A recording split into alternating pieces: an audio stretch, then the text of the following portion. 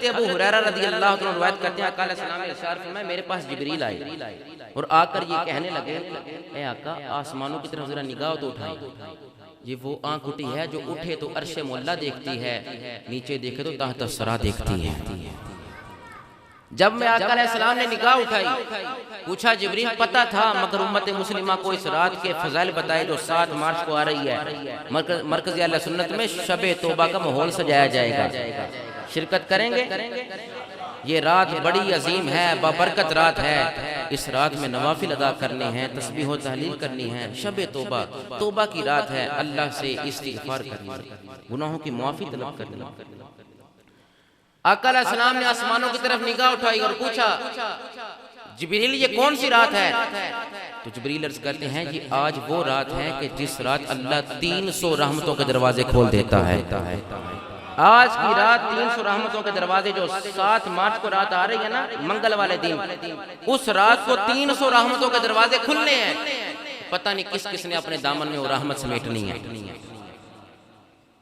Concept رکھیے کہ سوچ رکھیں کہ ہم نے اس رات کو شب توبہ کو ہم نے وہ رحمت حاصل کر لی ہے.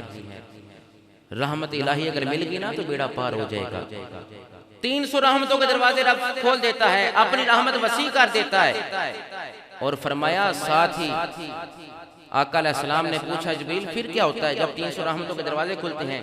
تو جبریل عرض کرتے ہیں آقا 300 رحمتوں کے دروازے کھلنے کے بعد اللہ ہر اس محبوب کے امتی کی اپنے بندے کی بخشش کرتا ہے جو شرک نہیں کرتا تھا, جو مشرک نہیں تھا, میرے ساتھ کسی کو شریک نہیں ٹھہراتا تھا. کیوں؟ لیسا کمثلہ شیء, اس جیسا تو کوئی بھی نہیں ہے. لم یلد ولم یولد, شرک نہیں کرنا. جو مشرک ہوگا اس کی بخشش نہیں, رحمت الہی اس کو نہیں ملے گی. ہاں محبوب کے دیوانوں عاشقان رسول رحمت اسے ہی ملے گی جو سجدہ خدا کو کرتا ہے, محبت مصطفیٰ سے کرتا ہے. اب سنیے حدیث پاک آقا علیہ السلام نے ارشاد فرمایا سیاستہ کی جسے پاک فرمایا جو اس رات میں 100 رکعت نفل پڑھتا ہے. 100 رکعت کتنے رکعت؟ 100 رکعت. شب توبہ کو انشاءاللہ یہ ماحول پیدا ہوگا کہ آپ کہیں گے کہ آج رحمت الہی ہمارے قریب ہے. 7 مارچ کو یہ ماحول ہوگا کہ گریہ ازاری کی جائے گی, آنکھوں سے آنسو بہیں گے, دعا کی جائے گی, التجائیں کی جائے گی یا اللہ امت مسلمہ پر کرم فرما. مرکز اہل سنت سے آواز یہی ہے کہ لا الہ الا اللہ, لا الہ الا اللہ محمد رسول اللہ. فرمایا جو 100 رکعت نوافل ادا کرے گا اس رات کو تو ہوگا کیا, اللہ اس کے پاس 100 فرشتہ بھیجے گا. یہ رب کی شان ہے, ہم دیکھ نہیں سکتے مگر محبوب کا فرمان ہے. 100 فرشتہ آئے گا.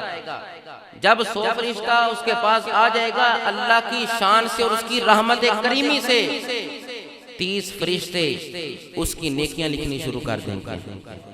آقا علیہ السلام کا فرمان ہے 30 فرشتے اس کے گناہوں کو مٹانا شروع کر دیں گے.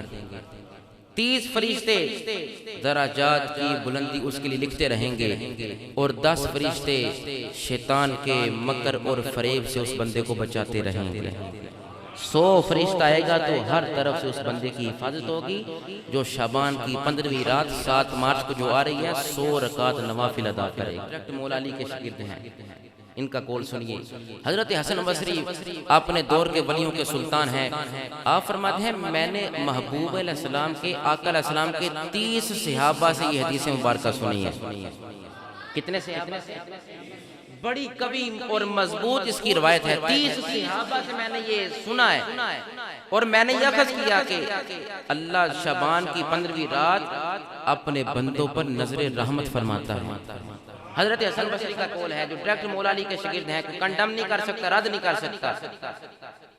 وہ فرماتے ہیں 30 ترک سے 30 صحابہ اکرام کی جماعت سے میں نے یہ اخذ کیا, ان سے یہ بات لی اور انہوں نے یہ بیان کیا کہ جو بندہ شعبان کی 15ویں رات جو 7 مارچ کو آ رہی ہے اس رات میں نوافل ادا کرتا ہے اللہ اپنے بندوں پر 70 مرتبہ نظر رحمت فرماتا ہے.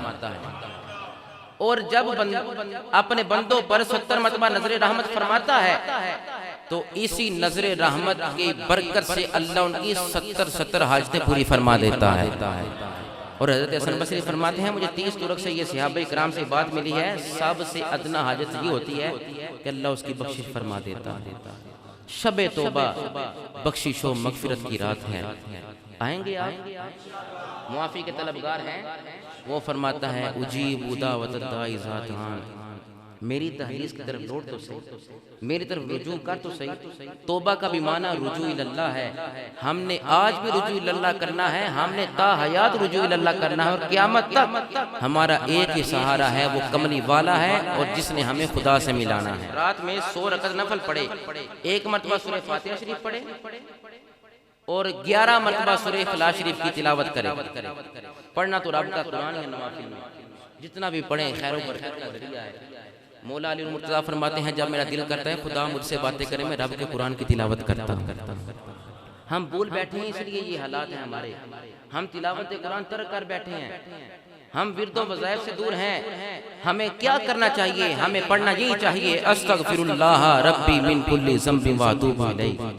ہمیں قرآن کی تلاوت کرنی چاہیے، ورد و وظائف کرنے چاہیے، مگر امت مسلمہ اور بندہ مومن کا یہ حق ہے کہ وہ ہر وقت احد احد کی صدا کو بلند کرتا رہے۔ وہ بستیاں خوشحال ہیں جو آج بھی اللہ کا ذکر کرتی ہیں۔ فرمایا اس رات میں 100 رکعت نوافل ادا کرے، ایک مرتبہ سورہ فاتحہ شریف کی تلاوت کرے۔ سورہ فاتحہ کا نام 11 نام ہے، اس کے وافیہ، شافیہ، کافیہ، اس کے کثیر نام ہیں۔ اب جو بندہ سورہ فاتحہ کی اس رات کو تلاوت کرے گا رب اس کو شفا عطا فرما دے گا، جس کے پاس رزق نہیں اللہ رزق عطا فرما دے گا۔ فرمایا 11 مرتبہ سورہ اخلاص پڑھے تو اللہ 70 فرشتوں کی ڈیوٹی لگاتا ہے، 70 فرشتوں کی، کہ اس کی نیکیاں لکھنی شروع کر دو۔ یہ دوسری روایت ہے، 70 فرشتوں کی ڈیوٹیاں لگاتا ہے کہ نیکیاں لکھنی شروع کر دو، اس کے گناہوں کو مٹا دو اور اس کے درجات کو بلند کر دو۔ وہ 70 فرشتے 100 نوافل ادا کرنے والے حضور کے غلام کے لیے جو ایک مرتبہ سورہ فاتحہ کی تلاوت کرتا ہے اور 11 مرتبہ سورۃ اخلاص شریف پڑھتا ہے، 70 فرشتے لکھتے ہیں یا اللہ اس کو نیکیاں عطا فرما، یا اللہ اس کے گناہوں کو مٹا دے، یا اللہ اس کے درجات کو بلند فرما دے۔ تو ہماری زندگی کا مقصد ہے اللہ کی عبادت کرنا، ہمارا یہ وجود کے اندر یہ طاقتیں ہونا، اس وجود کی گہرائیوں کا یہی مقصد ہے کہ ہم تسبیح و تحلیل کر کے اللہ کو راضی کر سکیں، اللہ سے معافی مانگ سکیں۔ جو اس کی بخشش کا طلبگار ہوگا، جو اس کی طرف رجوع کرے گا، رب معافی بھی اسی عطا فرمائے گا۔ گناہ کرنا یہ حماقت کا کام ہے، مگر اس پر ڈٹ جانا یہ اس سے بڑی بے وقوفی ہے۔ رجوع اللہ کرو، وہ صغائر بھی معاف فرما دے گا، وہ کبائر بھی معاف فرما دے گا۔